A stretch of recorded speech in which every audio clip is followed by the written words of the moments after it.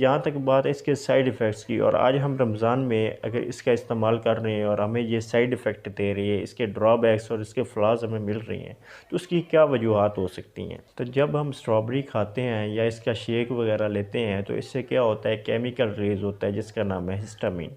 अब हिस्टामिन जो केमिकल है, ये बेसिकली हार्मोन की तरह रिएक्ट करता है, और ये क्या काम करता है, ये हमें कफ खांसी काज करता है। तो हिस्टामिन जो है केमिकल, इसका बेसिक काम ही यही है, ये क्या काम करता है, एलर्जिक रिएक्शन काज करता है। तो इससे क्या होता है कि हमारे गले में ख़राश पड़ जाती है, हमें छींकें आने लग जाती है, हमें एलर्जी हो जाती है, और वो लोग जिनको ख़ास तौर पे एलर्जी की शिकायत होती हैं, जो पोलन एलर्जी या डस्ट एलर्जी वगैरह की, तो वो इससे बच नहीं सकते, इसके कहर से, इसके अज़ाब से। स्ट्रॉबेरी का जब आप शेक ले लेते हैं इफ्तारी में या सहरी में ले लेते हैं, या उसके अलावा आम दिनों में लेते हैं, तो क्या होता है कि ये हमें डायरिया काज करते हैं, हमें पेचिश लग जाते हैं, मोशन लग जाते हैं, लूज़ मोशन।